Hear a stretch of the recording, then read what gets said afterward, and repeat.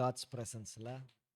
Pleasant, holy, pleasing, ஒரு soft smooth presence. அது ஒரு மாதிரி ஹார்ஷ் ஃபீலிங் கொடுக்காது ஆண்டோடைய ப்ரெசன்ஸு. நம்மளுக்கு நம்மளை அப்படியே ஃப்ரீயாக்கி பாரத்தெல்லாம் குறைச்சி அப்படியே லேஸாக ஃபீல் பண்ண வைக்குதுல்ல. ஆண்டோடைய பிரசனத்தில் என்றைக்குமே ஜெபிக்கும் போது எதையுமே யோசிக்காதீங்க, எதையுமே completely forget your life. Because when you worship God, you are not requesting anything from God, you are just connecting with God. So when you worship, forget who you are. உங்கள் பேரை கூட மறந்துடுங்க, நீங்கள் யாருன்றதையும் மறந்துடுங்க, அப்படியே ஆண்டருக்குள்ளே மறைஞ்சு போயிடுங்க. எல்லாருக்கும் ஆசை தானே ஏனோக்கே போல மறைஞ்சு போயிடணும் ஆண்டரோட. எவ்வளோ ஆண்டரோட பழகியிருப்பார் ஏனோக்கு, மறைஞ்சே போயிட்டார் இல்லை. இயேசுவும் ஏனோக்கும், ஏனோக்கும் இயேசுவும் அப்படியே மறைஞ்சிட்டாங்க.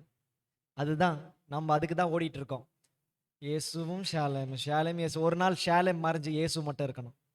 அதுதான் இந்த மாம்சம் சாகணும், இயேசு மட்டும் இருக்கணும். அல்லேலூயா. இன்னைக்கு நான் உங்களுக்கு நான் எவ்வளோ ஆசையாக கொண்டு வந்திருக்கேன் இந்த வார்த்தையை. 6 மாதம் முன்னாடி இந்த வார்த்தையை நான் எடுத்தேன், 6 months பேக்கு. ஜூன் மாதம்னா கிட்டத்தட்ட டிசம்பர் எண்டில் கிட்டத்தட்ட டிசம்பர் மிடில் நான் எடுத்த வார்த்தை இது. அன்னையிலேருந்து கேம்ப் போகலாம் நான் கேட்டு 6 மாதம் தள்ளி இன்றைக்கி தான் வர வேண்டியதாக இருந்திருக்கு. 6 மாதமாக இது என்கிட்ட தூங்கிட்டு இருக்கு. நான் அப்போவே ஜெபம் பண்ணி ஆண்டவர் என்கிட்ட பேசின வார்த்தையை நான் எடுத்து வச்சுருக்கிறேன். இன்றைக்கி பேசணும்னு ஆண்டவர் வச்சுருக்கார். நல்லது, ஆண்டவர் டிசம்பர் பேசணும்னு வைக்கல, அதை இன்றைக்கி பேசணும்னு வச்சுருக்கிறார். ஆமென். ஸோ ஆவியானவர் நம்மளோட இடைப்படட்டும். இந்த வார்த்தையை நான் ஒன்று ஒன்றா நான் பேசிகிட்டே போகிறேன், ஸ்லோவாக பேசுகிறேன். ஏன்னா இது முக்கியமான, நம்ம வாழ்க்கைக்கு முக்கியமான ஒரு விஷயம். ஸோ ஒன்று ஒன்றா நான் பேசிகிட்டே போகிறேன், அதை நீங்கள் ஃபாலோ பண்ணிகிட்டே வாங்க. நோட்ஸ் இருந்தால் நோட்ஸில் எழுதிக்கிட்டே வாங்க. ஓகே, ப்ளீஸ் எழுதிக்கிட்டே வாங்க. இன்றைக்கி கற்றுக்கிற இந்த விஷயத்தில் நீங்கள் உங்கள் வாழ்க்கையில் தோக்கவே கூடாது. இந்த விஷயத்தை கற்றுக்கிட்டு போயிட்டு இதில் நீங்கள் ஜெயம் பெறணும். இதை நீங்கள் கேட்டுட்டு போயிட்டு திரும்பி தோத்தீங்கன்னா தங்கத்தை கையில் வச்சுட்டு ஒன்றும் பண்ணாததுக்கு சமம். இன்றைக்கி நீங்கள் இதை கற்றுக்கொண்டு போயிட்டு இந்த விஷயத்தில் நீங்கள் வாழ்க்கையில் ஜெயிச்சிடணும். எத்தனை பெரியவர்கள்லாம் இந்த வாழ்க்கையில் இந்த விஷயத்தில் தோத்தாங்களோ அது உங்கள் சந்ததியில் வரவே கூடாது. ஆமென். அதனால் நான் பேசுகிறத நீங்கள் அப்படியே கொஞ்சம் கொஞ்சமாக நான் சொல்லிகிட்டே வர, ஃபாலோ பண்ணிகிட்டே வாங்க. ஓகேங்களா?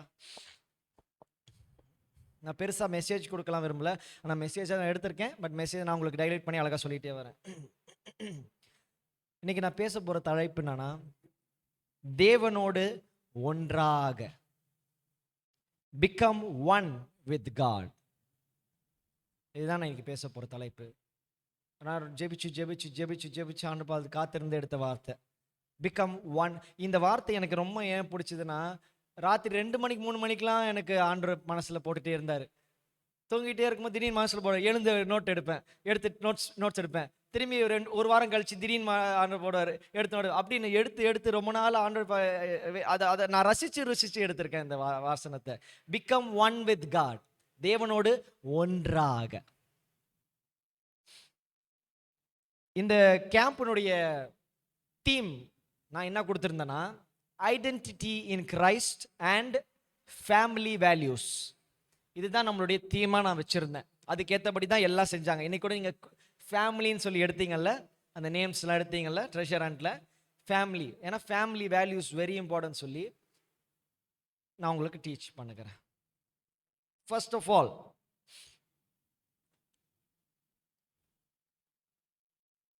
ஒரு ஹஸ்பண்ட் ஒரு wife are not 2 people, they are 1 person.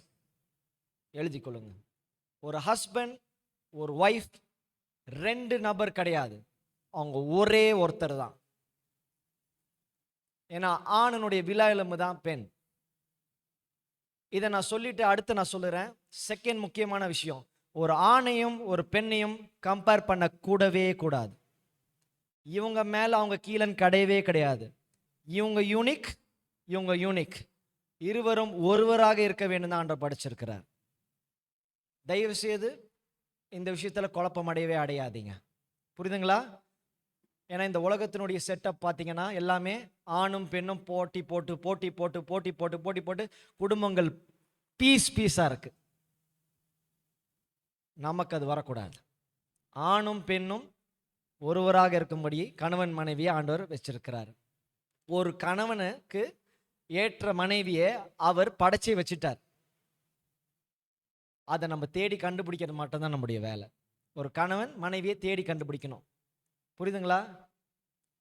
when saying this I also tell you this, நீங்களா தேடி பொருத்தங்கள் போடுறது, இப்படி பார்க்கறது, இது செட் ஆகுதா அது செட் ஆகுதா பார்க்கறது ஆண்டுடைய தீர்மானங்கள் கிடையாது. ஒருவேளை அந்த வழிகளில் ஆண்டவர் அவர் வழிகளில் கொண்டு வந்து உங்களை நிறுத்த வைக்கலாம். உங்களுக்கு ஏற்றவர்களை நிறுத்தி முடிவுக்குள்ள ஃபைனல் டிசிஷன் ஆண்டவர் கொண்டு வந்து நிறுத்தலாம். ஆனால் எல்லா நேரத்துலையும் நம்மளுடைய இஷ்டங்களை பண்ணிட்டு ஆண்டவர்னு சொல்லக்கூடாது. ஆண்டவர் நீங்கள் பிறக்கும் பொழுதே ஆணுக்கு யார் பெண்ணுன்னு பிறக்க வச்சிருக்காரு, பெண்ணுக்கு யார் ஆணுன்னு பிறந்திருக்கிறாங்க. பிறக்கும் போதே இந்த இவங்களுடைய விழா எலும்பு பிறக்குது. புரியுதா? தனித்தனி நபர் கிடையாது. ஸோ ஒரு ஆணும் பெண்ணும் கணவன் மனைவி 2 people கிடையாது, ஒரே பர்சன். இதுக்கு வசனமும் இருக்கு, அது நான் சொல்லணும்னு அவசியம் இல்லை, உங்களுக்கே தெரியும். அடுத்த விஷயம்,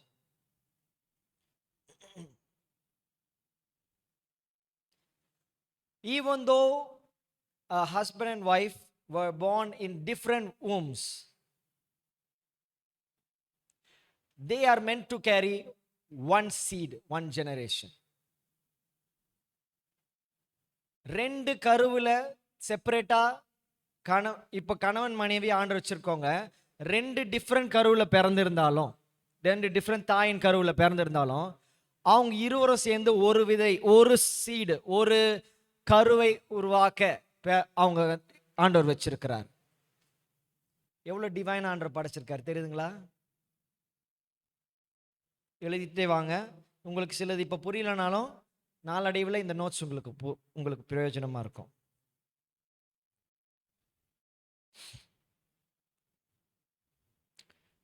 காயின் அண்ட் ஆபேல் பத்தி எல்லாருக்கும் தெரியும்ல.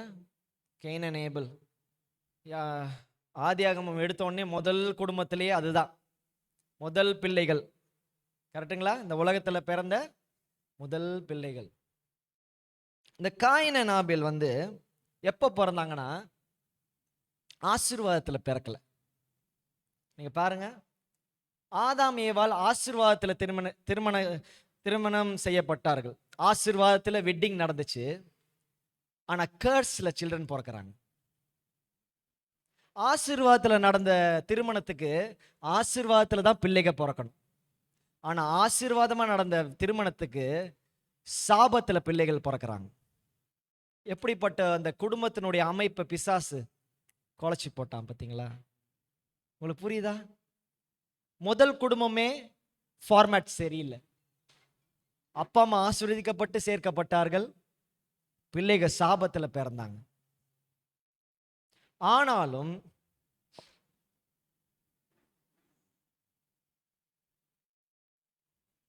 ஆண்டவர் என்ன பண்றாரு? போக போக வேதத்தில் நிறைய காரியங்களை செய்கிறார். அதெல்லாம் போகிறதுக்கு முன்னாடி ஆதாம் ஆண்டவர் எதுக்கு படைச்சாரு? பர்ஃபெக்ஷனுக்கு படைச்சார். எழுதிக்கொள்ளுங்க, பரிபூர்ணத்துக்கு என்று படைச்சார் ஆதாம. Man was a mistake from காட்லாம் கிடையாதுங்க. ஆதாம நீங்க பார்த்ததும் இல்லை, ஆதாம் கிட்ட நீங்க பேசினதும் இல்லை. ஆதாமுடைய பரிசுத்தமும் பரிபூர்ணமும் நம்மளால புரிஞ்சுக்க முடியாது. இயேசுவை போலவே படைக்கப்பட்டவன், சாதாரணமானவன் கிடையாது. இந்த பைபிள்ல இருக்க பரிசுத்தவான்களே எவ்வளோனா, ஏதேன் தோட்டத்தில் ஆண்டவர் கையில வரைஞ்சி அவரை போலவே வரைஞ்சவன் எப்படி இருந்திருப்பான்? இயேசுவை பார்த்தா ஆதாம் பார்த்த மாதிரி இருக்கும், ஆதாம் பார்த்தா இயேசுவை பார்த்த மாதிரி இருக்கும். தன் சாயல்லே படைக்கப்பட்ட பரிசுத்தமும் பரிபூர்ணமும் உள்ளவனா இருந்தான் ஆதாம்.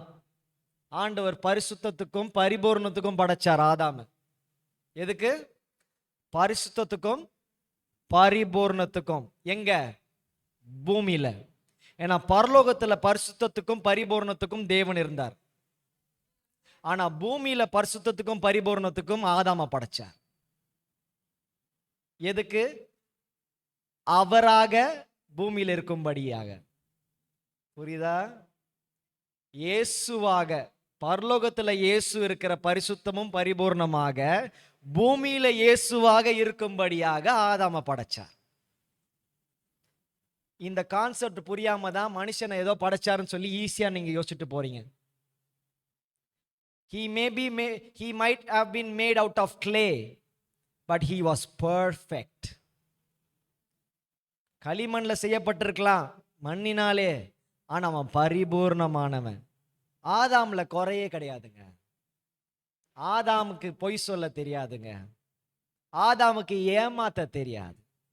ஆதாமுக்கு திருட தெரியாது. ஆதாமுக்கு அடிக்க தெரியாது.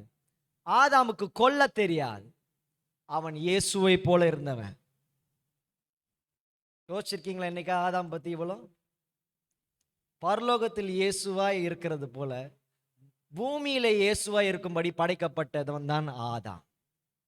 அந்த ஆதாமு பாவம் செஞ்ச உடனே அந்த சாபத்துல பிறக்கிற பிள்ளைங்க பரிபூர்ணமா இருந்திருப்பாங்கன்னு நினைக்கிறீங்களா? இல்ல. ஆதாமுடைய முழு சாயலே காயின் ஆபேலுக்கு இருந்திருக்காது. ஏன்னா ஆதாமுடைய கிரியேஷன் ப்ராசஸ் வேற, காயின் ஆபேலுடைய உருவாகிற ப்ராசஸே வேற. காயின் ஆபேல ஆதாம் ஏவாள் அப்பா அம்மா அந்த வழியில வந்தவங்க சொல்லலாம். ஏவாள் சுமந்தா, காயின் ஆபேல ஏவாள் சுமந்தா. தாயினுடைய அன்பு தெரியும், தாயின் வயிற்றுல இருந்தது தெரியும். ஆனா ஆதாம ஆவியானவர் சுமந்தார். எவ்வளவு பயங்கரம் தெரியுமா? ஆவியானவர் சுமந்தாருங்க. ஆண்டவர் அந்த மண்ணுல கிரியேட் பண்ணிட்டு ஊதுறாரு பாத்தீங்களா? அந்த ஒரு ஃபிராக்ஷன் ஆஃப் செகண்ட்ல ஒரு குழந்தை அம்மா வயிற்றுல இருந்து வெளியே வருதுல்ல, அதுதான் அங்க நடந்துச்சு. அந்த ப்ராசஸ் தான் அங்க ஆதாமுக்கு நடந்துச்சு. ஒரு செகண்ட்ல அந்த மண்ணு அப்படி மூச்சு எடுத்துச்சு. நினைச்சு பாக்குறீங்களா? ஒரு குழந்தை எப்படி வெளியே வந்த உடனே தட்டுறாங்க, அழு அப்படின்னு தட்டுறாங்க. ஏன்னா குழந்தை உயிரோடு இருக்கா அப்படின்னு பயம். டாக்டர்ஸ்க்கு ஒரு அடி அடிப்பாங்க, அது ஜீவனா வரணும் வெளியில. அதே போலதான் ஆதாமுக்குள்ள ஆண்டவர் அந்த ஆதாமே இல்ல, அது மண்ணு. அந்த மண்ணுக்குள்ள ஆண்டவர் அப்படி ஊதுற உடனே ஜீவாத்மா ஒரு குழந்தைய போல உயிர் பெறுறான். ஆவியானவர் அவனை சுமந்தார், அவனை பெற்றெடுத்தார். ஹல்லேலூயா. இப்படிப்பட்டவன் தான் ஆதாம். இப்படிப்பட்ட ஆதாமை போலதான் ஒரு ஆண் இருக்கணும்னு ஆண்டவர் படைச்சார். ஆனா இந்த ஆதாமுடைய குவாலிட்டிஸ் என்னன்னு கூட தெரியாதனாலதான் ஆண்கள் ஆதாமை போல வாழ்றது இல்லை. ரெண்டாவது, ஆதாம் பரிசுத்தத்திலும் பரிபூர்ணத்திலும் எடுக்கப்பட்ட ஏவாள் எப்படி இருப்பா? அவளும் பரிசுத்தமும் பரிபூர்ணம் உள்ளவளமா இருப்பா. ஏமாற்றப்படுறது வேற, ஏமாத்துறது வேற. புரியுதா நான் சொல்றது? இப்ப நான் சொன்னேனே, ஆதாமுக்கு அவனுக்கு ஏமாத்த தெரியாது, பொய் சொல்ல தெரியாது, திருட தெரியாது, மறைக்க தெரியாதுன்னு. அவனுக்கு மறைக்க தெரியாதுன்னு நமக்கே தெரியும், சொல்லிட்டானே. அதே தான் ஏவாளுக்கும். ஏவாளுக்கு ஏமாத்த தெரியாது, ஆனா ஏமாந்து போனா. அதனாலதான் இயேசுவானவர் வந்தப்போ சொன்னாரு, புறாவை போல காபாடற்றவர்களாயும் பாம்பை போல வீணா உள்ளவர்களாயும் இருங்கன்னு. அது ஏன் சொன்னார் தெரியுமா? அங்க விழுந்த ஆதாம் ஏவாள் போல விழாதீங்கன்னு அந்த ஸ்டோரியை இங்க கம்ப்ளீட் பண்றார்.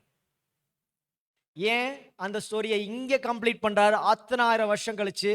ஏன்னா 2ஆம் ஆதாமா வந்தார் இயேசு. முதல் ஆதாம் ஏவாளுக்கு கற்றுக் கொடுக்காதத 2ஆம் ஆதாமாகிய இயேசு இந்த மனவாட்டியாகிய சபைக்கு கத்துக் கொடுக்கிறார். ஹல்லேலூயா. இதை நம்ம கத்துக்கணும், புரிஞ்சுக்கணும். ஆதாம் கத்து கொடுத்திருக்கணும். எஸ், அவன் பொய் சொல்லல, எஸ் அவன் திருடல, எஸ் அவன் ஏமாத்தல, ஆனா அவன் கற்றுக் கொடுக்க வேண்டிய விஷயத்துல அவன் தோற்று போனான். When you have everything but you don't share it, no use of having it. When you have the wisdom from God but you don't know how to share it, no use of that wisdom from God. When you have the anointing from God and you don't have a reason or don't even know how to share it, no use of that anointing from God. ஒரு அபிஷேகத்தை நீங்க ஆண்டவர்கிட்ட இருந்து பெற்றுக்கிட்டீங்கன்னா, அந்த அபிஷேகத்தை கொடுக்க தெரியலனா, அதை பரிமாற தெரியலனா, அதை பகிர்ந்து கொடுக்க தெரியலனா, அபிஷேகம் வேஸ்ட். புரியுதா சொல்றது? ஆண்டவர்கிட்ட இருந்து ஞானத்தை பெற்றுக்கொண்டு தூங்குறதுக்கா?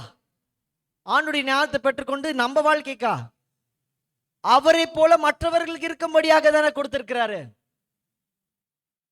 புரியுதா சொல்றது? ஆமைக்கு குலுக்கி சரிந்து, ஆமைக்கு குலுக்கி தான் வாழ்ந்துட்டு இருக்கோம். சரிந்து விழ விரும்பல. ஏன்னா சுயநலம் ஆக்கிட்டான் பிசாசு. ஆண்டவருடைய ஆசீர்வாதம் எப்படி தெரியுமா இருக்கும்? உங்களுக்கும் நிறைஞ்சி, உங்க குடும்பத்துக்கும் நிறைஞ்சி, மற்றவர்களுக்கும் கொடுக்குற அளவுக்கு தான் தருவாரு. அப்படி அடுத்தவங்களுக்கு தர அளவுக்கு ஆசீர்வதிக்கப்படலன்னா அது ஆண்டவர் கொடுத்த ஆசீர்வாதம் இல்ல, நீங்க சம்பாரிச்சது. ஆண்டவர் கொடுக்கிறது நம்ம அள்ளி அள்ளி கொடுத்தாலும் குறையாது. நடந்துச்சுல அந்த விதவைக்கு, அள்ளி அள்ளி அள்ளி அள்ளி, பாத்திரமே இல்ல ஊர்ல, அள்ளி அள்ளி வாரி வாரி எடுத்துக்கிட்டே இருக்கிறாங்க, என்ன குறையவே இல்லை.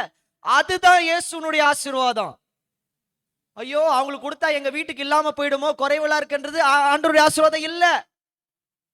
நீங்களும் சாப்பிட்டு, உங்க குடும்பமும் சாப்பிட்டு, உங்க ஏரியால இருக்கவங்க சாப்பிட்டு, உங்க உறவினர் நண்பர்கள் எல்லாருக்கும் கொடுத்தோம் நிறைய நிறைஞ்சிருக்கிறது தாங்க ஆண்டவருடைய ஆசீர்வாதம். இதெல்லாம் புரிஞ்சுக்கோங்க முதல்ல. ஸோ இப்படிப்பட்ட இந்த உலகத்துல குறைவையே காமிச்சு காமிச்சு காமிச்சு பிசாசு நம்மளை குறைச்சிட்டான். புரியுதா? ஆனா நான் என்ன சொல்றேன்? பரிபூர்ணமாகிய ஆவியானவரை பார்த்து பார்த்து பெருகுங்கன்னு சொல்றேன். பிசாசானவன் குறைவையே காமிச்சு காமிச்சு உனக்கு குறைஞ்சிரும், உனக்கு போயிரும், நீ இழந்துருவ, கிடைக்காம போயிரும், நாளைக்கு நடக்காம போயிரும் சொல்லி சொல்லி பயம்புறுத்தி பயம்புறுத்தி பயமுறுத்தி நம்மளை லிமிட் பண்ணிட்டான். ஆனா அன்லிமிட்டெட் பவர் ஆஃப் காட் ஆகிய ஆவியானவர் நம்மளை இன்னைக்கு ரிலீஸ் பண்ணுகிறார். அவர் ரிலீஸ் பண்ணணும்னு வரும்பொழுது உங்களை கண்ட்ரோல் பண்ணிடாதீங்க. ஆண்டவர் உங்களை நிரப்பும் போது போதுன்ற வார்த்தை உங்க வாயிலிருந்து வரக்கூடாது. நான் நிரம்பி அது வழிந்து ஓடி என் பக்கத்தில் இருக்கவங்க நிரம்பி, நான் அந்த அபிஷேகத்தை எடுத்துட்டு போய் என் வீட்டில் நிரம்பி, அந்த ஏரியா நிரம்பி, தலைமுறை தலைமுறையா அது ஓடணும். ஆரை போல அன்லிமிட்டடா இருக்கணும். ஸோ இப்படிப்பட்ட இந்த உலகத்துல தான் நம்ம வாழ்ந்துட்டு இருக்கோம். குறைவுள்ள, பயமூட்டுகிற, ஏமாத்துகிற, திருடுகிற, சொல்லணுமா இதுக்கு மேல? உங்களுக்கே தெரியும், வாழ்ந்துட்டு வரீங்க தானே வாழ்க்கை இந்த பூமியில.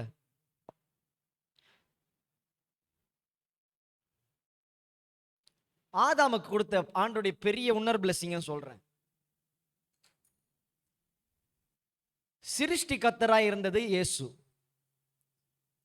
ஆனா இப்ப நான் முதல்ல சொன்னது அதோடைய ஆன்சர், அதுக்கு செகண்ட் கன்ஃபர்மேஷனா வரும். இது எப்படின்னா, நான் சொன்னேன்ல, பரலோகத்துல இயேசு இருக்கிறாரு பரிபூர்ணம் பரிசுத்தமா, பூமியில இயேசுவா இருக்கும்படி ஆதாம படைச்சார். சிருஷ்டிகர்த்தனாகிய இயேசு ஒரு உயிரை உருவாக்கும்படியாக ஆதாமுக்கு விதையை கொடுத்தார். Seed carrier. ஒரு ஆண் தான் சீட் கேரியர், குரோமோசோம்ஸ் டிசைட் பண்ணுது. கரெக்டா? பெண் உங்களுக்கு தெரியும், நான் ரொம்ப டீச் பண்ண அவசியம் இல்லை, கரு சுமக்கிறாங்க. ஆனா சீட் கேரியர் யாரு? ஆண். ஒரு உயிரை உருவாக்கும்படியாக ஆணுக்கு கொடுக்கிறார் பவர். கொடுக்கணுமா? தேவையா? கொடுத்தாரு. ஏன்னா பரிபூர்ணமும் பரிசுத்தமும் உருவாக்குகிற இயேசுவாக பூமியில் இருக்கும்படி ஆணை கொடுத்தார். பயங்கரமான விஷயம். அவருடைய பவரை கொஞ்சம் ஷேர் பண்ணார். இந்தா உனக்கும் தரேன் ஆதாம், நீ இனிமே லைஃப் கொடுக்கலாம். எப்படி பயங்கரம் இல்ல? லைஃப் நீயும் கொடுக்கலாம். ஆனா ஆதாமுக்கு இயேசுக்கு வித்தியாசம் என்ன தெரியுமா? ஆதாம் கொடுக்குற லைஃப் ஒரு நாள் வயசாகி செத்து போகும். ஏசப்பா கொடுக்குற லைஃப் அன்லிமிட்டடா இருக்கும். நமக்கு சாவே கிடையாது. ரெண்டாவது ஆதாமாகிய இயேசு கொடுக்குற லைஃப், இந்த சத சாவும், சரீரம் செத்து போகும், ஆனா நான் ஷாலேம் சாகவே மாட்டேன். அதுதான் இயேசுவானவர் கொடுக்குற லைஃபுக்கும் ஆதாம் கொடுக்குற லைஃபுக்கும் வித்தியாசம். ஸோ ஆண்டவருடைய பவர்ல ஒரு பங்கை தூக்கி ஆதாம் கிட்ட கொடுக்குறாரு. எவ்வளவு பெரிய பொறுப்பு தெரியுமா இது? எவ்வளவு புரியுதா நான் சொல்றது? பெரிய பொறுப்பு கொடுக்கிறாரு ஆதாமுக்கு. உங்க கையில தூக்கி ஒரு பவரை கொடுத்து, ஒரு பதவியை கொடுத்து நீ எது வேணா செய்யன்னு சொன்னா எப்படி இருக்கும்? அப்படின்னா உங்களை நம்புறாங்கன்னு அர்த்தம். அந்த பெரியவங்க உங்களை நம்பி கொடுத்துருக்காங்கன்னு அர்த்தம். நீங்க அதை ஒழுங்கா பயன்படுத்துவீங்கன்னு அர்த்தம். அப்படி ஆதாம நம்பி கொடுத்தாரு. ஆதாமுக்கு அப்புறம் பிறந்த எவனையும் நம்பி கொடுக்கல, அவர் ஆதாமை நம்பி கொடுத்தாரு.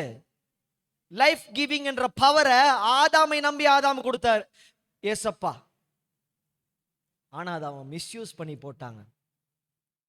நீங்க படிக்க படிக்க உங்களுக்கு தெரியும், ஆதியாகமத்துல எத்தனையோ பேருக்கு கேள்வி உண்டே, ஏன் எத்தனை மனைவி வச்சிருக்கிறானுங்க, இத்தனை வெப்பாட்டிகள் வைத்திருக்கிறாங்க, இவங்களை கல்யாணம் பண்ணி பிள்ளைகளை பெற்றுக்கிறாங்க, அவங்கள கல்யாணம் பண்ணி பிள்ளைகளை பெற்றுக்கிறாங்க, நிறைய பேருக்கு கேள்வி உண்டு பழைய ஏற்பாட்டை பத்தி. நான் சொல்றேன், அது தப்பு தான். தப்பு தப்பு தான் ஆண்டவர் முன்னாடி. அது யாரா இருந்தாலும் சரி, பைபிள்ல இருக்க பரிசுத்தவான்களாம் சரி, நீங்களும் சரி, நானா இருந்தாலும் சரி, தப்பு தப்பு தான் ஆண்டவர் முன்னாடி. ஆண்டவர் மட்டும்தான் கரெக்ட். அப்படி லைஃப் கிவிங் பவர் ஆண்டவர் ஆதாம கொடுத்தாரு. ஆனா தலைமுறை தலைமுறையா அவங்க இஷ்டத்துக்கு லைஃப் தப்பு தப்பா கொடுத்தாங்க. நான் சொல்ற புரியுதா? பிள்ளைகளை பெற்றாங்க, மனைவியை எடுத்தாங்கன்னு நான் அதை பேசல, அதெல்லாம் மாம்சீக பேச்சு. நான் சொல்றேன், உயிரை கொடுக்கும்படியாக ஆண்டவர் கொடுத்த அந்த வரத்தை தவறா பயன்படுத்தினாங்க. அதனுடைய விளைவுகள் தவறான தவறான பிள்ளைகள், தவறான ஜெனரேஷன்ஸ், குடும்பங்கள் அழிக்கப்பட்டு கொலைக்கப்பட்டு தவறான ஃபார்மேஷன்ஸ். ஆண்டவர் கிரியேட் பண்ண அழகான ஃபார்மேஷனை குழப்பி குழப்பி குழப்பி குழப்பி குழப்பி போட்டு, ஆபிரகாம் அதே தான் ஈசாக்குக்காக காத்திருக்கும்படியாக இல்லாம இஸ்மாயில் கிரியேட். புரியுதுங்களா? எங்க இருந்து வந்துச்சு? ஆதாமுக்கு கொடுக்கப்பட்ட ஜீவன் கொடுக்கும்படியாக வரம் தவறாக பயன்படுத்தப்பட்டது. இன்னைக்கு நான் சொல்றேன், ஆண்டவர் எதையுமே நம்ம கிட்ட கொடுக்கும் பொழுது ஜாக்கிரதையா இருக்கணும். ஒரு ஆசீர்வாதமா இருந்தாலும் சரி, ஒரு ஹீலிங்கா இருந்தாலும் சரி, ஒரு விடுதலையா இருந்தாலும் சரி, எதுவா இருந்தாலும் சரி, ஆண்டவர் கிட்ட இருந்து அது வருதுன்னா நம்மளை நம்பி கொடுத்திருக்காருன்னு அர்த்தம். அதை பார்த்து காத்து அவருடைய வழிகளில் அதை நடத்தணும். நீங்க நினைக்கலாம், என் பிள்ளைகள் மட்டும் தானே அவருடைய வழிகள் நடத்தணும். ஆண்டவர் கொடுக்குற ஆசீர்வாதத்தையும் அவர் வழிகளில் தான் செய்யணும், அனுபவிக்கணும். ஆண்டவர் கொடுக்குற சுகத்தையும் அவர் வழிகளில்.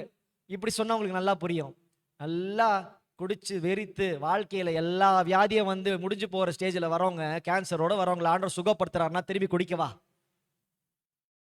அப்ப என்ன அர்த்தம்? அவர் கொடுக்குற சுகம் அவர் வழிகளில் வாழ்வதற்கு, அவர் கொடுக்குற விடுதலை அவர் வழிகளில் போறதுக்கு, திரும்பி போய் சிக்கிறதுக்கு இல்லை. அதே போல அவர் கொடுக்குற ஆசீர்வாதம் அவர் வழிகளில் அனுபவிக்கிறதுக்கு. புரியுதுங்களா? இது நம்ம நல்லா தெளிவா புரிஞ்சுக்கணும். நான் சொல்றேன், அப்படியே நீங்க எழுதிட்டு வரீங்களா? எழுதிட்டு வரீங்களா? ஏன் எழுத சொல்றேன்னா, நாங்க இதை ரெக்கார்ட் பண்ணிட்டு ஆன்லைன்ல ஏத்துற இந்த மெசேஜ் நீங்க அப்புறமா கேளுங்க, நோட்ஸ் கூட எடுத்துக்கங்க. திஸ் இஸ் வெரி இம்பார்ட்டன்ட் உங்க லைஃப்ல. நம்ம பெற்றோர்கள், நம்முடைய முன்னோர்களுடைய காரியங்கள் எதுவுமே இனிமே நம்மளுடைய வாழ்க்கையோட முடிஞ்சிடணும். நம்ம சந்ததியோட அதுக்கு full stop.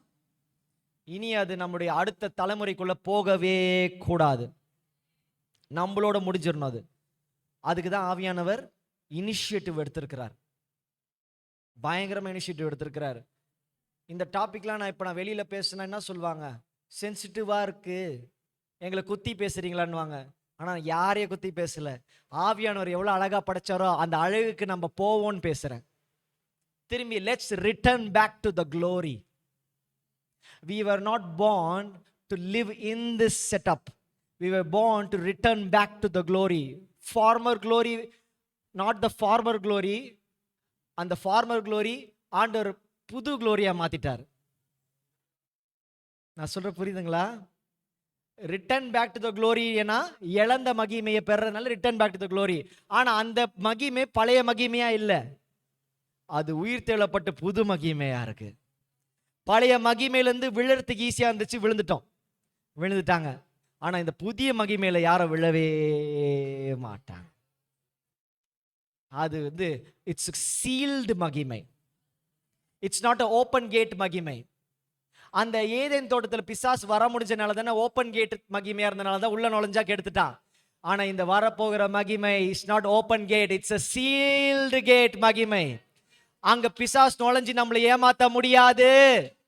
It's completely sealed. Once அந்த மகிமைக்குள்ள என்டர் ஆயிட்டோம்னா திரும்பி அந்த ப்ராசஸ் பழையபடி போகாது. ஆதாம் ஏவாள் போல ஏமாற்றப்பட முடியாது. ஏன்னா அங்க யாரும் பிசாசு வர முடியாது. என்றும் ஒருவரும் சேரக்கூடாத ஒளியில் வாசம் செய்கிற தேவன் ஒளியாகவே இருப்பார்.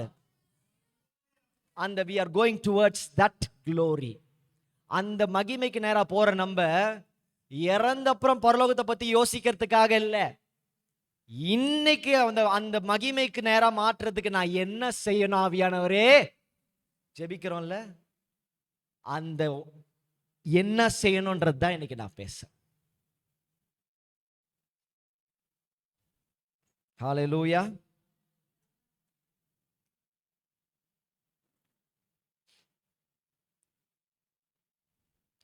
இன்னொரு விஷயம் என்னன்னா, ஒரு பெண் இல்லாம ஒரு ஆண் இந்த பூமிக்கு ஒரு ஜீவனை கொண்டு வர முடியாது. அப்ப ஆணுக்கு பெண்ணு சரி சமம். ஜீவனை கொடுக்கிற வரத்தை கொடுத்துட்டாரு ஆதாம் கிட்ட. ஆனா அந்த ஜீவனை ஒரு ஒரு ஃப்ரூஷன் அதை ஃப்ளெஷ்ல கொண்டு வரத்துக்கு அவனுக்கு கொடுக்கவே இல்லை. புரியுதா நான் சொல்றது? அங்கதான் அவனுக்கு செக் வைக்கிறார் ஆண்டவர். வரத்தை உன்கிட்ட கொடுத்துட்டேன், ஆனா முழுசா அந்த வரத்தை நீ உன் கையில எடுத்து கொண்டாடுற அளவுக்கு நான் கொடுத்துட்டேன்னா நீ பெண்ணை மதிக்க மாட்ட. நீ ஏவாளை உனக்கு சமமா வச்சு உன்னுடைய வில்லாலமா வச்சு நீங்க ஒருவர்னு சொல்றதுக்கு அந்த 2 பகுதியா வச்சார். புரியுதா நான் சொல்றது? ஆதாம் மட்டுமே போதும்னு சொல்லியிருந்தா ஏவாளுக்கு அங்க என்ன பிரயோஜனம்?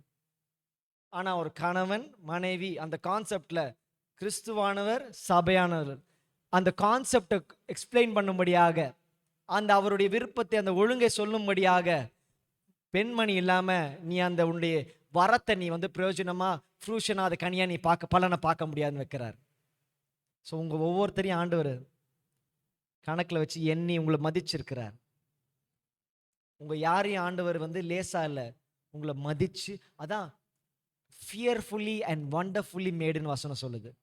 பயபக்தியோட அழகாக படைச்சிருக்காராம். இல்ல பயபக்தி தானே அது?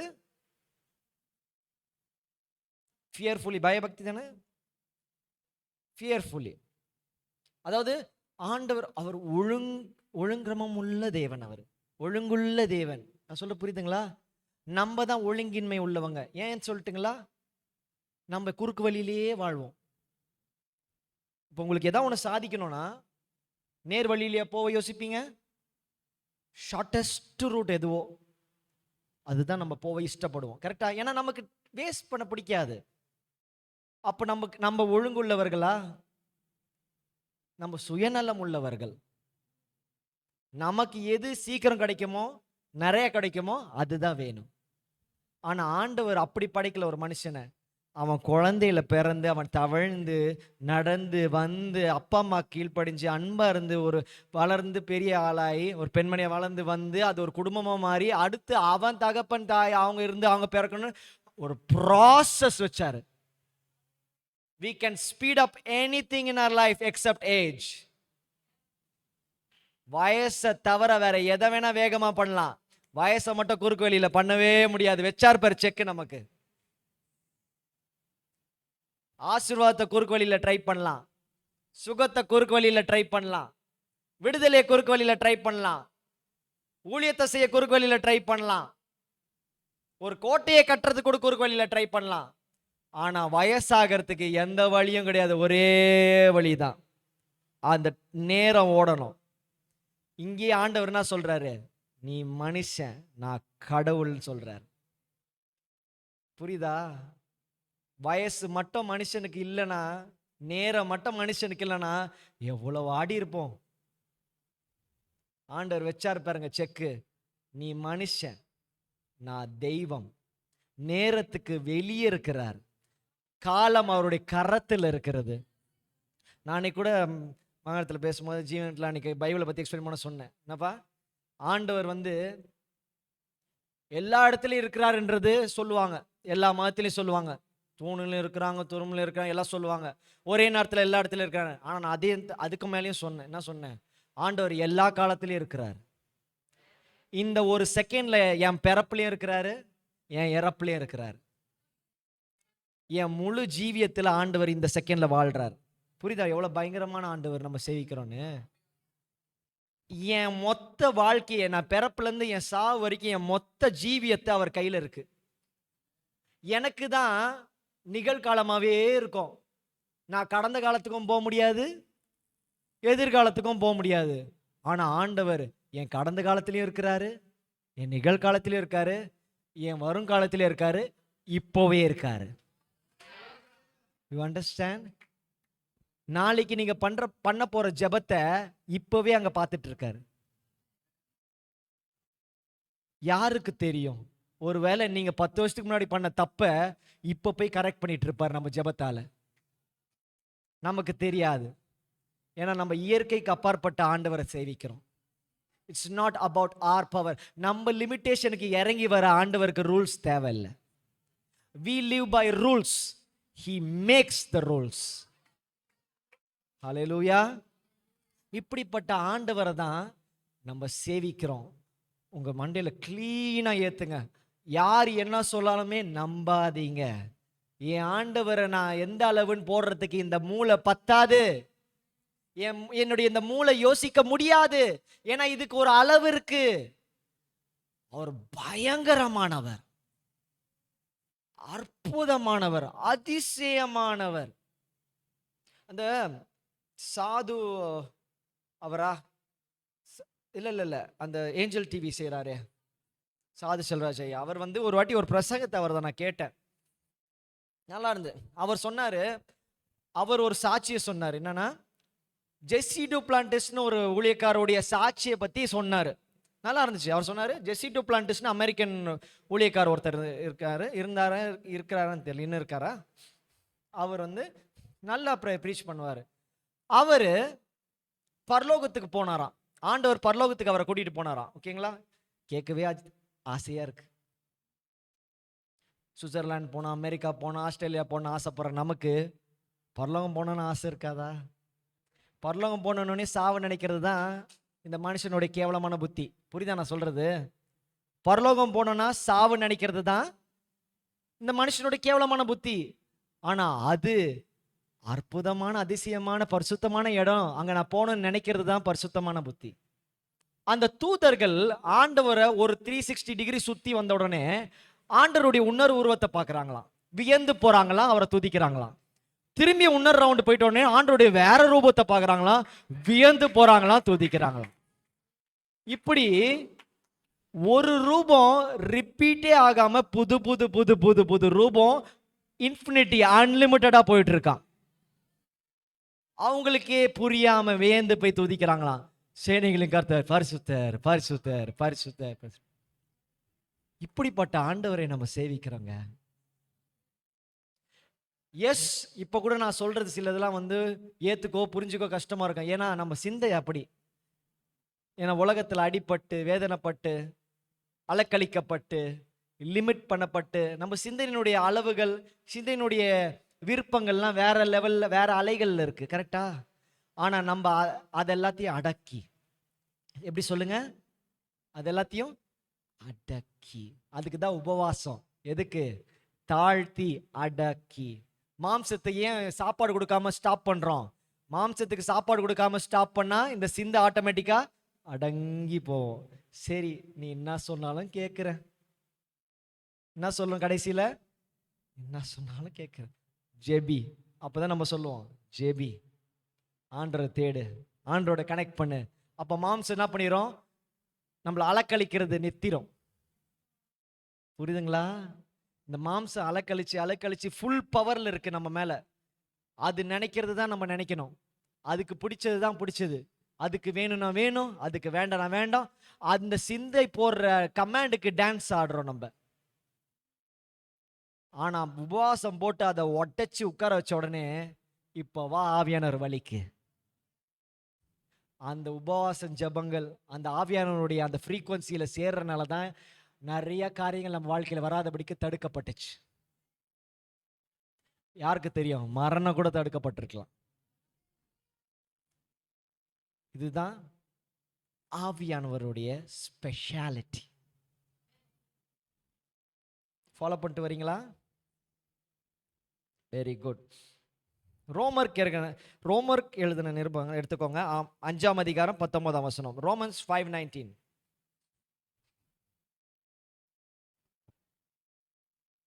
ரோமன்ஸ் 5:19. ரோமர் 5:19. For as by one man's disobedience many were made sinners, so also by one man's obedience, wow, many will be made righteous. Ha ha ha. படிங்க, தமிழ் யாராவது படிங்க பார்க்கலாம் சத்தமா.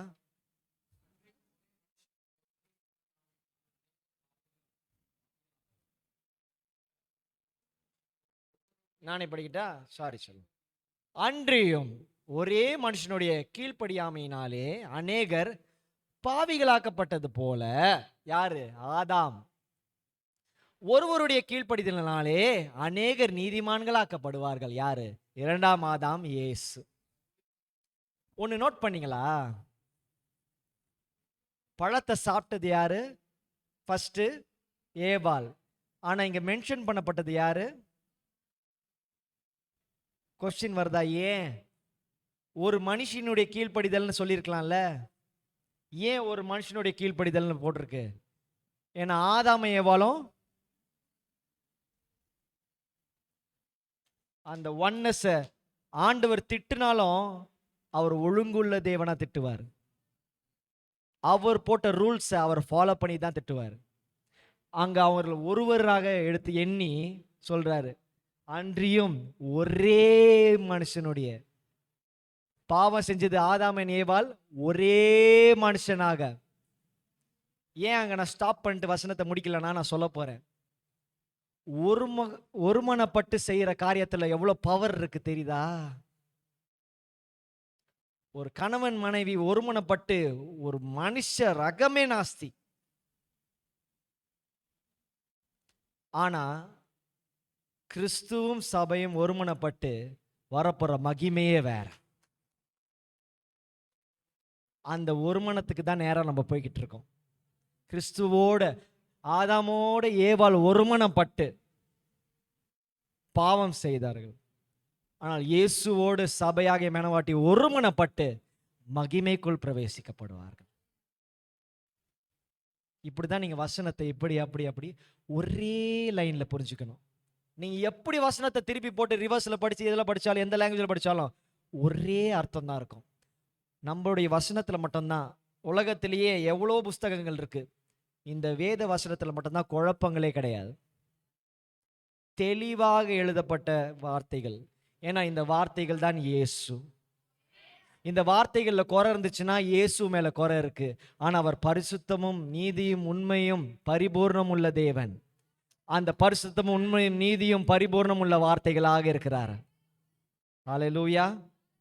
அப்படி ஒருமனப்பட்டு ஒரே மனுஷனுடைய கீழ்ப்படியினாலே அநேகர் பாவிகளாக்கப்பட்டது போல.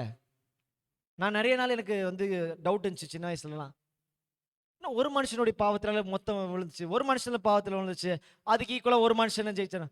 அப்பதான் புரியுது, அந்த ஒரே பாவத்தினால தானே மொத்த செட்டப்பே அவுட்டு. அதனாலதான் அவர் 2ஆம் ஆதாமா ஒரே மனுஷனா மொத்த பாவங்களை சுமந்தாருன்னு இப்ப புரியுதா? எப்படி ஆண்டவர் மொத்த பாவத்தை சுமந்து மாத்தினார்னா, அந்த ஒரு மனுஷன் மொத்தத்துக்கும் பாவம் செஞ்சான், இந்த ஒரு மனுஷன் மொத்த பாவத்தையே சுமந்து மாத்தினார். ஹல்லேலூயா. Adam represented you and me and sinned. Jesus represented you and me and washed us. Such a beautiful God we serve. நம்மளுடைய ஆண்டவர் யாருன்னு நீங்க தெரிஞ்சுக்கணும். அதான் ஒன்னொன்னா சொல்லிக்கிட்டே வரேன். நீங்க சந்தேகப்படலாம், கஷ்டப்படலாம், நீங்க நினைச்சது நடக்காம போகுதுன்னு வேதனைப்படலாம். ஆனா ஒருபோதும் ஆண்டவரை விட்டு போவே கூடாது. அவர் மனசை கஷ்டப்படுத்தவே கூடாது. அப்பா இன்ன வரைக்கும் எனக்கு சொல்லி கொடுத்துருக்கு, ஆவியான ஒரு மனசை கஷ்டப்படுத்திடாத. அதை நான் இன்ன வரைக்கும் ஃபாலோ பண்றேன். நிறைய நேரம் நானும் பேசுவேன், அம்மாவுக்கு தெரியும், புலம்புவேன், எல்லாம் சொல்ல செய்வேன். ஆனால் திரும்பி நின்றுவேன். ஏன்னா ஆவியான ஒரு மனசை துன்பப்படுத்தக்கூடாது. எப்படி ஒரு அம்மாவை என்ன சண்டை போட்டு என்ன பண்ணாலும் அம்மா இன்னொரு பாசம் வருது, என் அம்மாக்கும் மேல ஆவியானவர். ஹல்லேலூயா. Husband and wife. இப்போ ரோமர் படிச்சிட்டிங்களா? அடுத்து 1 கொரிந்தியர் எடுத்துக்கோங்க. 1 கொரிந்தியர் 15ஆம் அதிகாரம் 22ஆம் வசனம். இது நான் ஆக்சுவலி மெசேஜ் டைப்பில் கொடுக்க வேண்டியது. ஆனால் உங்களுக்கு வந்து நான் கொடுத்துட்டு போக விரும்பலை. நீங்கள் உங்கள் பிரயோஜனம் ஆகணும் இது உங்கள் லைஃப்பில். நீங்கள் என்ன இனிமேல் நீங்கள் குடும்பங்களை அமைக்க போகிறீங்க. அதனால தான் நான் வந்து டைல்யூட் பண்ணி உங்ககிட்ட ஃப்ரெண்ட்லியாக பேசுகிறேன். 1 கொரிந்தியர் 15:22. For as in Adam all die, even so in Christ all shall be made alive. ஆதாமுக்குள் எல்லாரும் மரிக்கிறது போல கிறிஸ்துவுக்குள் எல்லாரும் உயிர்ப்பிக்கப்படுவார்கள். வா, ஹல்லேலூயா. சில வசனத்துக்கு எக்ஸ்பிளனேஷனே வேண்டாம். எவ்வளோ பவர் இருக்கு பார்த்தீங்களா அந்த வசனத்தில். ஒரு மனுஷனால பாவம் செய்யப்பட்டு, ஒரு மனுஷனால பாவங்கள் கழுவப்பட்டுச்சு, ஒரு மனுஷனால செத்து போனோம், ஒரு மனுஷனால உயிர்ப்பிக்கப்படுகிறோம். பயங்கரம் பயங்கரம் பயங்கரம். ஆண்டவருடைய கிரியைகள் எல்லாம் ஒரு கோணமா இருக்காது, அது பல கோணம். ஒரு கேரம் போர்டு ஆடுற ஒரு நார்மல் மனுஷனே 4 காயினை பிளான் பண்ணி அடிக்கும் போது, புரியுதா? ஒரு கேரம் போர்டு கேரம் போர்டு ஆடுற ஒரு மனுஷனே 4-5 காயினை பிளான் பண்ணி ஒரே ஸ்ட்ரைக் மூவ்ல 4-5 காயினை பாக்கெட் பண்றான். ஆண்டவருக்கு கோணங்கள் இருக்காதா? அவர் அடிக்கிற மூவ்ல 10-15 மூவ்ஸ் முடியாதா? ஏன் நீங்க ஒண்ணா ஜெபிச்சிட்டு இருக்கீங்க? அப்போ எதுக்கு ஒண்ணா ஜெபிக்கிறீங்க? ஆண்டவர் மனுஷனோ? லோன் கம்பெனி தான் ஒரு loan after one loan request பண்ணோம். ஆண்டவர் மனுஷனா? ஒரு ஜெபம் பண்ணிட்டு ஆண்டவர் நிறைவேற்றிட்டோம், அடுத்த ஜெபம் பண்றேன்னு ஒரே ஜெபத்துல மொத்தத்தையும் முடிப்பார். God is a complete God. நிறைவான தேவன், முழுமையான தேவன். இந்த உலகத்தில் இருக்க தேவர்கள் எல்லாம் முழுமை இல்லாதவர்கள். தேவன் மாத்திரமே முழுமையானவர், கம்ப்ளீட் காட். அவருடைய விஷயத்துல எங்கேயுமே குறை இருக்காது. 100% கிளீன். நல்லா யோசிச்சு பாருங்க. பரிசுத்தம் என்றது இயேசுவுக்கு மாத்திரமே சொந்தம், வேற யாருக்குமே சொந்தம் கிடையாது. எல்லாத்துலேயுமே நம்முடைய கிரியைகள் நல்லதா இருக்கணும்னு சொல்லுவாங்க, கரெக்டா? நம்முடைய கிரியைகள் நல்லதா இருக்கணும் தான் எல்லாத்துலேயும் சொல்லி தருவாங்க. ஆனால் நம்புதல மட்டும்தான் உன் கிரியை அல்ல, அவர் கிரியை. நான் செய்கிற நல்லதுனால புண்ணியம் கிடையாது, புண்ணியன்றதே கிடையாது எனக்கு. அவர் எனக்காக மரிச்சனால, அவர் ரத்தத்தினால என்னை கழுவுதுனால நான் பரிசுத்தவான். நான் 4 பேருக்கு நல்லது பேசுறதுனால, நான் 4 பேர்கிட்ட இறங்கி போறதுனால நான் நல்லவனா தான் இருப்பேன், நான் பரிசுத்தவான் ஆக மாட்டேன். நான் ஒருத்தவங்களை ஏமாத்தாம உண்மையா இருக்கிறதுனால நான் உண்மையுள்ளவனா தான் இருப்பேன், பரிசுத்தவான் ஆக மாட்டேன். புரியுதா நான் சொல்றது? நான் நல்ல குட் ஆக்ட்ஸ் பண்றதுனால நான் குட் பர்சனா தான் ஆவேன், ஹோலி ஆக முடியாது. அப்ப பரிசுத்தமாகிறது எப்படி? பரிசுத்தம் இல்லாமல் தேவனை தரிசிக்க முடியாது. தரிசிக்கவே முடியாதுன்னா பரிசுத்தம் இல்லாம பரலோகம் எப்படி போக முடியும்? அப்ப பரலோகம் போன பரிசுத்தம் வேணும்னா நல்லவனா இருந்தா பரலோகம் போக முடியாது, பரிசுத்தமானதா. அப்ப பரிசுத்தம் எப்படி? கிறிஸ்து எனக்குள்ள இருக்கிறது தான் பரிசுத்தம். நான் தெளிவா சொல்றேன், பரிசுத்தம் என்றது நீங்க அடையிற ஒரு விஷயம் இல்ல. பரிசுத்தம் என்றது இயேசு உங்களுக்குள்ள இருக்கிறது தான் பரிசுத்தம். இயேசு உங்களுக்குள்ள, கிறிஸ்து உங்களுக்குள்ள இல்லைன்னா நீங்க வெறும் நல்லவன். இயேசு உங்களுக்குள்ள இருந்தா நீங்க பரிசுத்தவான். அதனால பரிசுத்தன்றது நீங்க ஜெபிச்சு அடையிற ஒரு விஷயம் இல்ல. புரிஞ்சிருச்சா? நான் ஜெபிச்சு பரிசுத்தவானா மாறுறேன்? நோ, நான் ஜெபிச்சு ஆண்டவர் எனக்குள்ள முழுசா வந்து நான் முழுசா பரிசுத்தவானா ஆயிட்டேன். ஏன்னா நான் பாவி, அவர் பரிசுத்தர். அப்ப இயேசு எனக்குள்ள வரும்போது நான் சிறுக அவர் பெருக, நான் குறைய அவர் நிறைய, நான் மறைய. ஏன் அப்படி சொல்றேன் தெரியுதா? இயேசு தெரிய தெரிய தெரிய என் பாவம் மறைய மறைய மறைய, அவர் பரிசுத்தம் தெரிய தெரிய தெரிய. More of Jesus, less of me. இது இந்த எக்ஸ்சேஞ்சு எவ்வளோ தூரம் தெரியுமா போகணும்? அது வந்து இப்போ முதல்ல ஸ்டார்டிங்கில் வந்து 50-50 ஆரம்பிக்கும் ஞானஸ்தானத்தில். அப்புறம் போக போக போக குறையணும். நிறைய நேரங்கள் என்ன ஆகுது, நான் 60% 70% போகிறேன், ஜீசஸ் குறைஞ்சிட்டே போகிறாரு. சில பேரில் வாழ்க்கையில் அவங்க 100% ஆகி ஜீசஸே இல்லாமல் போய் இழந்து போனவங்க, ரட்சிப்பு இழந்து போய் விழுந்தவங்க உண்டு. ஆனால் நம்ம எதை நோக்கி போகிறோன்னா, நான் 0 ஆகி ஒரு நாள் முடியணும், அவர் 100% எடுத்து எழும்பி என்னை கொண்டு போகணும். நான் இயேசுவாக பறந்து போகணும். நான் சொல்ற புரியுதுங்களா? நான் இதை பற்றி ஒரு வாட்டி நான் பேசியிருக்கேன். அதை ஒரு வாட்டி நினைக்கிற வாலிபர் கூட்டத்திலாம் பேசியிருக்கேன். நான் பரலோகம், ஷேலம் பரலோகம் போக முடியாது, நீங்க பரலோகம் போக முடியாது. ஆனா நான் இயேசுவாக பரலோகம் போக முடியும். He didn't come to break the rules. He came to help us follow the rules. எல்லாருமே ரூல்ஸ் போடுவாங்க, அது எப்படியாவது ஃபாலோ பண்ணி ஜெயிச்சிருன்னு சொல்லிட்டு போயிடுவாங்க. ஆனால் நம்ம தேவன் மட்டும்தான் ரூல்ஸ் ஹெவியா இருக்கா செல்லம், உன் சிலுவையை நான் சுமக்கிறேன்னு சுமந்தார். பயங்கரம், எப்படி பயங்கரமான ஆண்டவர், புரியுதுங்களா? சொல்லும் போது உங்களுக்கு அந்த கூஸ் பம்ஸ் புல்லரிக்கிறது போறல, அதாவது ஆண்டவருடைய பயங்கரமான ஆண்டவர். இதெல்லாம் நீங்க யோசிக்கணும், லேசா யோசிச்சிடக்கூடாது. ஆண்டவர் ஏதோ சேவிச்சுனா தேடினான்னு கண்கள் திறக்கப்படணும். நம்ம எதை நோக்கி போயிட்டு இருக்கோம், எதற்காக வாழணும், எதுக்கு பிறந்தோம், ஏன் பிசாசானவன் என்ன வந்து வீழ்த்த பார்க்குறான், ஏதோ நீங்க நல்லா ஐயோ நான் சம்பாதிக்க கூடாது படிக்க பிசாசு என்ன வீழ்த்துறான், தப்ப யோசிச்சுட்டு இருக்கீங்க. பணம் வேணுமா, அவன் கொடுத்துருவான், அதெல்லாம் அவனுக்கு பிரச்சனை இல்லை. ஆண்டவங்களை ஆசீர்வதிக்கிறது அவனுக்கு பிரச்சனை இல்லைங்க. ஆண்டவங்களுக்கு சுகத்தை கொடுக்கறது அவனுக்கு பிரச்சனை இல்லைங்க. உங்க வீட்டில் சமாதானமா இருக்கிறது அவனுக்கு பிரச்சனை இல்லைங்க. நீங்க ஆண்டவரா மாறதாங்க அவனுக்கு பிரச்சனை. நான் சொல்ல புரியுதுங்களா? இவங்க ஐயோ கிறிஸ்துவா மாறிட்டே போறாங்களே, பாவம் செய்வே பாவம் செய்வே பாவம் செய்வே பாவம். ஏன்னா நம்ம பாவம் செய்ய செய்ய செய்ய கிறிஸ்து நமக்குள்ள மறிச்சிட்டே போறார், நம்ம பிழைச்சிட்டே இருக்கோம். ஆனா இயேசு நமக்குள்ள பிழைக்க பிழைக்க பிழைக்க நான் சாக சாக சாக சாக பிசாசானவன் தோத்து போறான். இதனாலதான் கிறிஸ்து எனக்குள்ள இருக்கிறது தான் பரிசுத்தம், கிறிஸ்து எனக்குள்ள இருக்கிறது தான் ஜெயம். என்னுடைய ஆக்ஷன்ஸ் இல்ல, நான் சபையில ஆராதிக்கிறது ஜெயம் இல்ல, நான் சபையில ஊழியம் செய்யறது ஜெயம் இல்ல, நான் பைபிள் படிக்கிற ஜெயம் இல்ல, நான் இதெல்லாம் பண்ண பண்ண கிறிஸ்து எனக்குள்ள வர்றது ஜெயம். இதெல்லாம் எதுக்கு பண்றேன்? கிறிஸ்து எனக்குள்ள வரதுக்காக பண்றேன். கான்செப்ட் என்னன்னு புரிஞ்சுக்கணும். Not the actions but the result. புரியுதுங்களா நான் சொல்றது?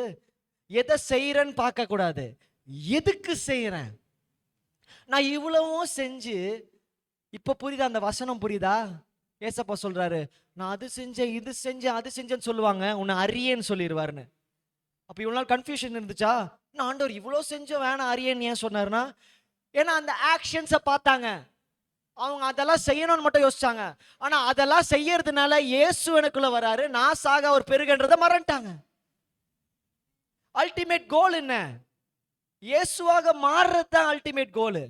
அதை மறந்துட்டு ஊழியம் செஞ்சேன், ஆராதிச்சேன், பிரசங்கம் பண்ணேன், உபவாசிச்சேன்னு செயல் மேல போயிடுச்சு அவங்க நினைப்பு, ஆக்ஷன்ஸ் மேல போயிடுச்சு அவங்க நினைப்பு. ஆனா அதெல்லாம் எதுக்கு செய்யறோம்னு மறந்துட்டாங்க. உன்னை நான் அறியேன். புரியுதா நான் சொல்றது? உறவு, அந்த உறவு எல்லாத்துலயுமே நல்லா யோசிச்சு பாருங்க. இந்த உலகத்துல எல்லா உறவும் வெளியே தான், இப்படி கைதான் பிடிக்க முடியும். ஆனா கிறிஸ்துவ உறவு மட்டும் அவர் எனக்குள்ளே. இன்னும் ஒண்ணு மேல சொல்றேன், அவர் எனக்குள்ள நான் அவருக்குள்ள. இதை எந்த சயின்ஸும் ப்ரூவ் பண்ண முடியாது, புரிய வைக்க முடியாது. ஏன்னா ஒன் எலிமெண்ட் ஒரு எலிமெண்ட்குள்ள தான் இருக்கணும். Both elements inside the same elements சயின்ஸ்ல கிடையாது. கரெக்டா? கரெக்ட். நான் சொல்ற புரிஞ்சிருச்சுங்களா உங்களுக்கு? பாருங்களேன், ஒரு நிமிஷம் மைக் பிடிங்களா.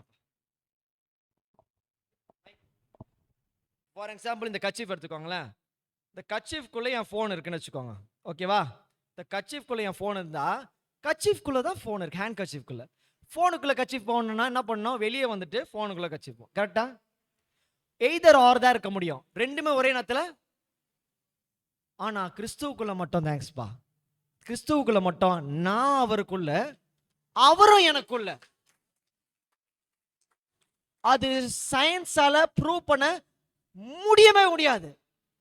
இதோடைய அல்டிமேட் என்ன தெரியுமா? நான் அவருக்குள்ள, அவர் எனக்குள்ள, நம்ம அவருக்குள்ள தொலைஞ்சு போயிட்டோம்.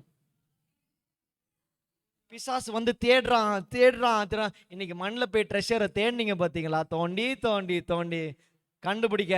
அது மாதிரி தான் பிசாசு தேடுவான் தேடுவான் தேடுவான் தேடுவான் தேடுவான் தேடுவான், கிடைக்க மாட்டோம். He may scratch the surface, he may damage it, but I am deep lost in Jesus. Hallelujah. கவலைப்படாதீங்க, முடிச்சிடுறேன்.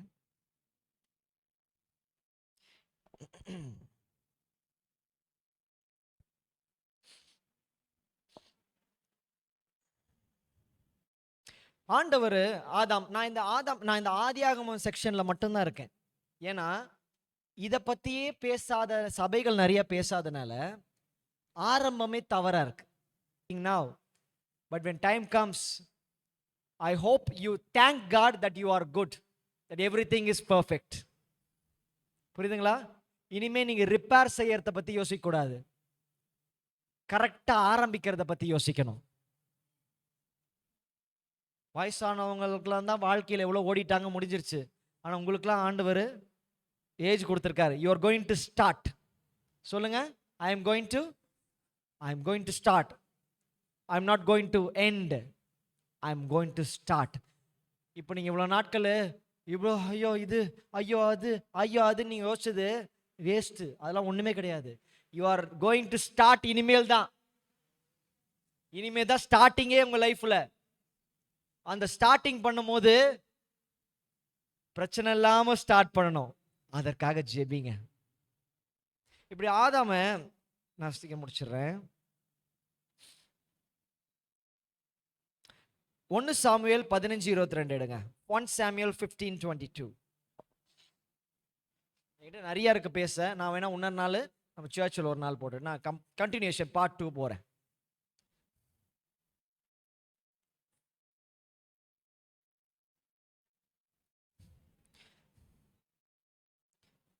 So Samuel said, has the Lord a great delight in burnt offerings and sacrifices, as in obeying the voice of the Lord? Behold, to obey is better than sacrifice, and to heed than the fat of ram. எல்லாருக்கும் தெரியும் அந்த வசனம். அதற்கு Samuel, கர்த்தருடைய சத்தத்திற்கு கீழ்ப்படிகிறதை பார்க்கிலும் சர்வாங்க தகனங்களும் பலிகளும் கர்த்தருக்கு பிரியமாயிருக்குமோ? பலியை பார்க்கிலும் கீழ்ப்படிதலும் ஆட்டுக்கடாக்களின் நினத்தை பார்க்கிலும் செவி கொடுத்தலும் உத்தமம். அப்போ ஆதாம் ஆண்டவர் படைச்சி கொடுக்கும் போது என்ன கொடுத்தாரு? இன்ஸ்ட்ரக்ஷன்ஸ் கொடுத்தாரு. என்ன கொடுத்தாரு? நீங்க என்ன செய்யணும், ஏது செய்யணும், எப்படி செய்யணும், எப்பப்போ செய்யணும், எதை செய்யக்கூடாதுன்னு இன்ஸ்ட்ரக்ஷன்ஸ் கொடுத்தாரு. நம்மளுடைய வேலை என்ன தெரியுமா? லைஃப்பை ஸ்டார்ட் பண்ணும்போது ஆவியானவர்கிட்ட இருந்து இன்ஸ்ட்ரக்ஷன்ஸை வாங்கிக்கணும். நிறைய பேர் லைஃப்பை ஸ்டார்ட் பண்ணும்போது ஆண்டவர்கிட்ட இருந்து இன்ஸ்ட்ரக்ஷன்ஸை வாங்காதனால தான் என்ன செய்யணும், எப்படி செய்யணும், எப்போ செய்யணும் தெரியாம குழம்பி போயிருக்கிறாங்க. அது உங்க லைஃப்ல வரக்கூடாது. நீங்க என்ன பண்ணணும்? ஆவியானவரே, ஆதாமுக்கு ஆண்டவர் அந்த குடும்பத்தை துவக்கிறதுக்கு முன்னாடி கொடுக்குறாருல, என்ன செய்யணும், எப்படி செய்யணும், எல்லாத்தையும் கொடுக்குறாரு. அதே போல இன்றைக்கு நல்ல பாருங்க, ஆதாமுக்கு ஏவாளை கொடுக்கறதுக்கு முன்னாடி, திருமணத்துக்கு முன்னாடி இன்ஸ்ட்ரக்ஷன்ஸ் கொடுத்துட்றாரு. கரெக்டா?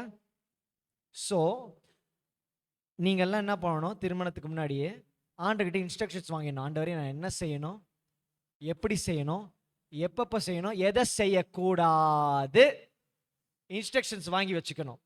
அப்படி வச்சுட்டீங்கன்னா அதை ஃபாலோ பண்ணலாம். ஆனால் அதுலேயும் செகண்ட் ஒன்று இருக்கு. ஆதாம் இன்ஸ்ட்ரக்ஷன் பெற்றும் ஃபாலோ பண்ணல. அப்போ என்ன பண்ணணும்? நம்ம இன்ஸ்ட்ரக்ஷன்ஸும் வாங்கணும், அந்த இன்ஸ்ட்ரக்ஷன்ஸை ஃபாலோ பண்ணணும். ஆவியானவர் உட்காருன்னு சொன்னார்னா பேச கூட உட்கார்ந்துடணும். ஏன்னா ஒருவேளை பிசாசனுடைய மரணத்தின் அடியா கூட இருக்கலாம். அந்த நேரத்தில் தப்பிக்கிறதுக்காக உட்காருன்னு சொல்லுவார். அப்ப ஆவியானவர் உட்காருன்னு சொல்லும் போது உட்காரணுமா?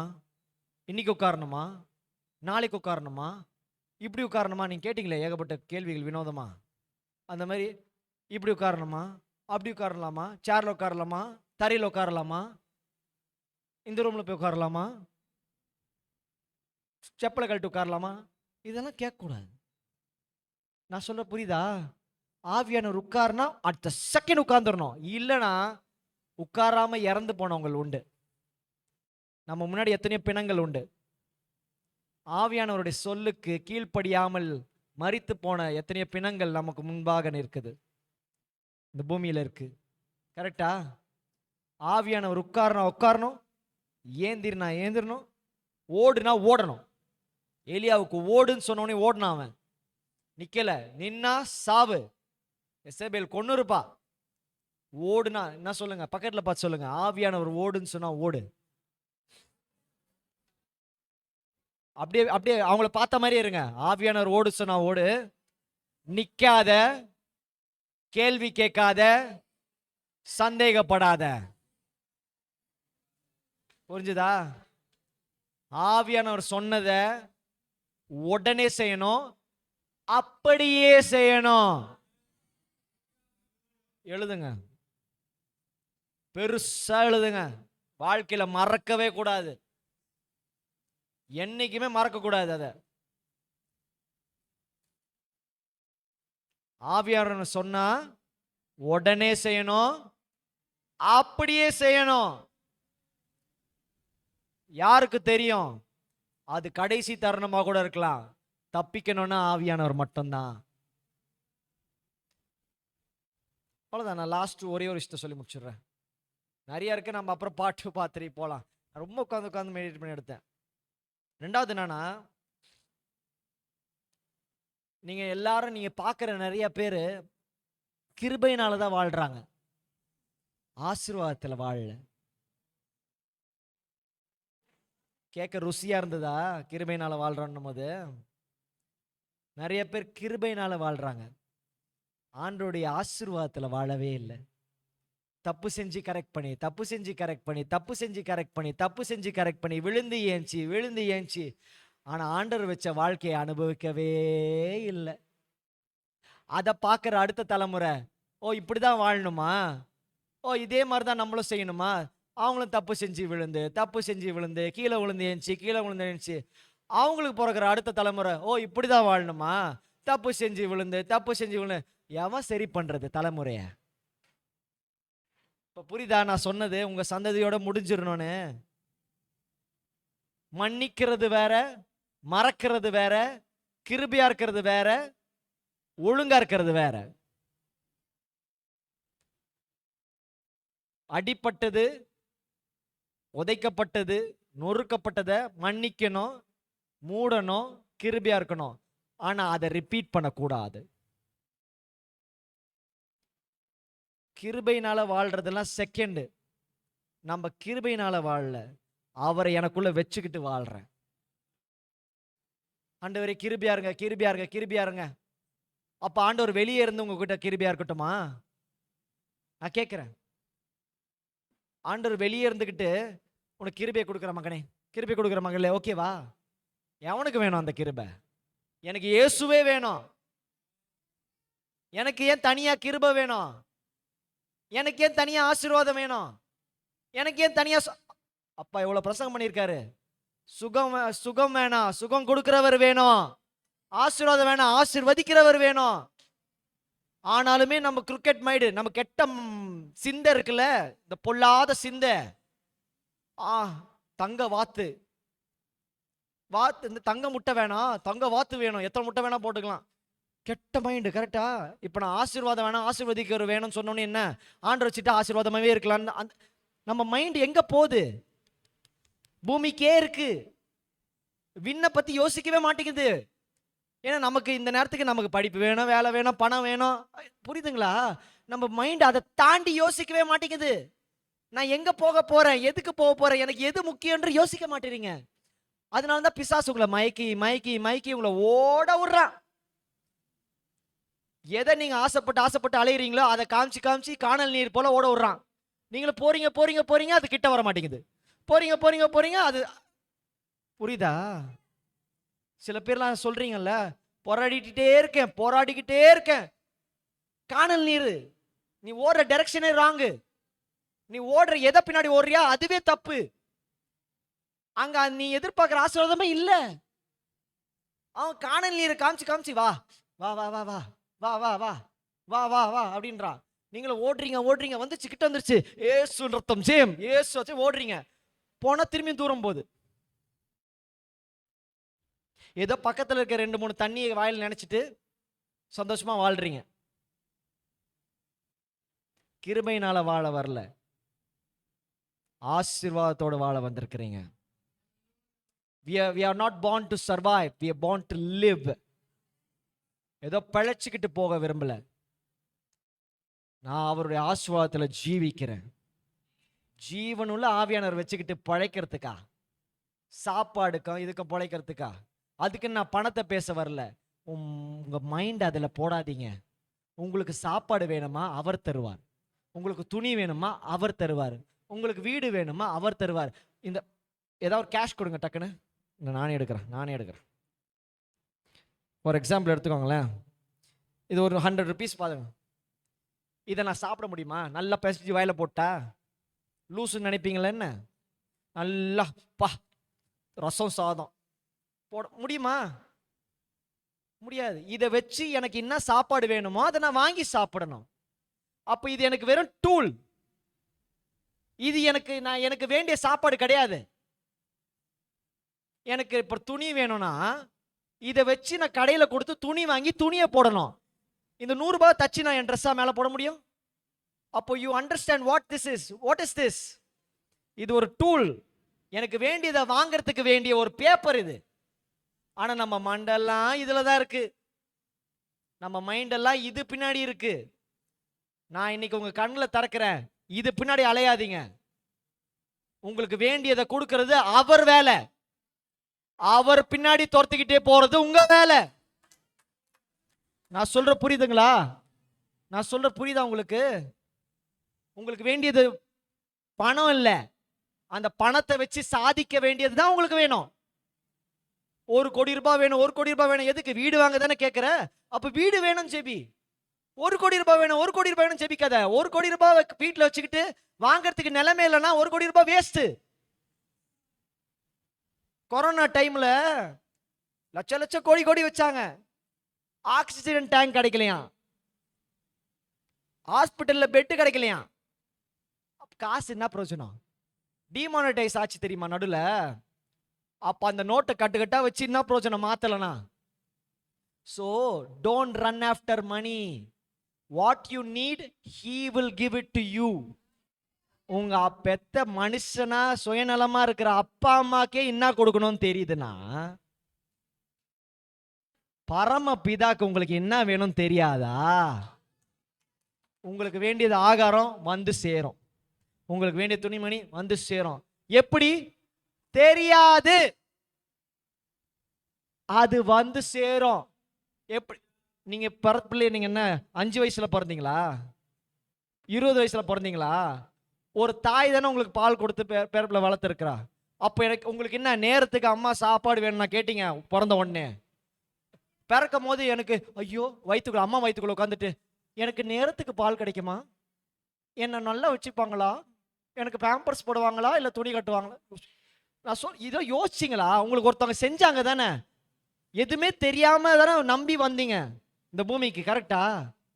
அம்மா பார்த்துப்பான்னு உங்களுக்கு தெரியாம தானே வாழ்ந்தீங்க. ஒரு மனுஷியா இருக்கிற ஒரு அம்மாவே பார்த்துக்கிறானா, ஆண்டவர் உங்களை பார்த்துக்க மாட்டாராங்க? நான் சொல்ற புரியுதா? ஒரு அம்மா மனுஷி, நாளைக்கு இறந்து போக போற ஒரு மனுஷியே உங்களை அவளை பார்த்துக்கிறானா? தேவன் தேவன் தேவன் தேவன் கடவுள். பணத்தெல்லாம் ஆண்டவர்கிட்ட பேசுறதே தப்பு. அவருடைய ஸ்டேட்டஸ் என்ன, அவருடைய அளவு என்ன, இந்த பணத்துடைய கேவலம் என்ன, இந்த பணத்தால கெட்ட குடும்பங்கள் எவ்வளோ, இந்த பணத்தால செத்த குடும்பங்கள் எவ்வளோ, ஒரு சொத்துக்காக அடிச்சுக்கிட்டு அண்ணன் தம்பிங்க குத்தி செத்தாங்க இருக்காங்கல்ல. எதுக்கு? இந்த கேவலம் பணத்துக்காக. இந்த பணம் நம்மளை அழிச்சிரும். நமக்கு வேண்டியது மட்டும் ஆண்டவர்கிட்ட கேளுங்க, தருவார். அது கூட நீங்க கேட்கணும் அவசியம் இல்லை, அவர் தந்துருவார். ஆனா இந்த பணத்தை பின்னாடி தயவு செய்து ஓடாதீங்க. ஆண்டவர் உங்க தேவைகளை சந்திப்பார். Fix your eyes on Jesus. இன்னைக்கு நான் உங்களை அந்த அந்த அந்த கேடுகட்ட அந்த வாழ்க்கையிலிருந்து ரிலீஸ் பண்ணுறேன். You are released in the name of Jesus. You will no more survive. You will no more run after money. You will no more work for your salary. You will live by the name of Jesus. அந்த மகன் அன்னைக்கு அஞ்சு சாட்சி சொன்ன பக்கம் என்னப்பா சொன்னேன்? வேலை இருக்கோ இல்லையா எனக்கு கவலை கிடையாது, நான் கேம்புக்கு ஊழியத்துக்கு போறேன், ஆண்டவர் எனக்கு கொடுப்பார். எவ்வளவு தைரியம் வரைக்குமே சொல்லிட்டு வந்தேன். அவ்வளவுதான். ஆண்டவர் தான் உங்களை நடத்துகிறார். எவன் தயவுலையும் நீங்க வாழல. You live by his grace and his favour. ஆனா அதையும் தாண்டி அவர் ஆசீர்வாதத்துக்குள்ள பிரவேசிக்கணும். ஸோ இன்னைக்கு நான் பேசுனது எல்லாமே to become one with God. Oneness. எப்படி ஒன்னஸ்ல பாவம் செஞ்சாங்க ஆதாம் ஏவாள், அது எவ்வளோ பெரிய ரிசல்ட் கொடுத்துச்சு, உலகத்தையே புரட்டி போடுச்சு. அப்போ அந்த ஒன்னஸ்ல பரிசுத்தம் செஞ்சா, ஒரு ஒன்னஸ்ல ஒரு தமிழ் ஒரு மனதுல பாவம் செஞ்சா 1000 தலைமுறை வேஸ்டா போச்சு. அப்போ ஒரு மனத்துல பரிசுத்தமோ செஞ்சா 1000 தலைமுறை மட்டும். 1000 தலைமுறை. இப்ப புரியுதா அந்த வசனம்?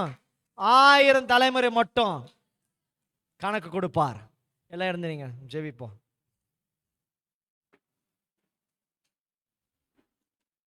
இன்னைக்கு நீங்க யூ ஆர் ரிலீஸ்ட். இனிமே நீங்க உங்க பணத்துக்காக ஓடவே கூடாது. உங்களை போஷிக்கிறவர் தேவன். உங்களுக்கு தினமும் என்ன ஆகாரம், எப்படி இருக்கணும், என்ன உடுத்தணும், என்ன செய்யணும், உங்க பிள்ளைகள் வாழ்க்கை என்ன, உங்க வாழ்க்கை என்ன, எல்லாமே ஆண்டவருடைய வேலை. உங்களை பிறக்க வச்சவர் எபினேசர் நடத்தினவர் இனிமே நடத்துவாரு. இனிமே நீங்க கிருபையில வாழக்கூடாது, நீங்க ஆசீர்வாதத்துல வாழணும். ஆனா நம்மளுடைய கான்செப்ட் கண்ணெல்லாம் ஆசீர்வாதத்து மேல இருக்கக்கூடாது, அவர் மேல இருக்கணும். நீங்க ஒரு வாட்டி ஆண்டவரை பார்த்துட்டீங்கன்னா வேற எதுவுமே உங்களுக்கு அழகா தெரியாது, எல்லாமே அசிங்கமா இருக்கும். ஏன்னா அவர் அழகோ அழகு. அவர் ஒரு வாட்டி ருச்சிட்டீங்கன்னா வேற எதுவுமே, இந்த பூமி இதா இது கொடுக்குறேன் அது கொடுக்குறேன் அது கொடுக்குறேன்னு சொன்னாலும் வேணாம் தூக்கி போடுவீங்க. ஏன்னா ஆண்டவர் தான் சிறந்தவர். சிறந்த பங்கு, தன்னை விட்டு எடுப்படாத நல்ல பங்கை தெரிந்து கொண்டான்னு சொன்னாரே, அதுதான் அதுதான். ஒன்ஸ் எதுக்கு அவனா லூஸா, அவன் முடி எடுத்து அவர் பாகத்தை துடைக்கிறதுக்கு லூஸா? அவளுக்கு தெரிஞ்சுது இதுதான் நல்ல பங்கு, இவர் தான் எனக்கு வேணும். இந்த பூமி என்னை தூக்கி போடுச்சு, இந்த பூமியில எவ்வளோ சம்பாரிச்சாலும் ஒன்னுத்துக்கு இல்லைன்னு அவளுக்கு தெரியும். இவர் தான் எனக்கு வேணும்னு அவர் பாத்துல விருந்து அவர் முடிய வச்சு துடைக்கிறான். தன்னை விட்டு எடுப்படாத நல்ல பங்கு.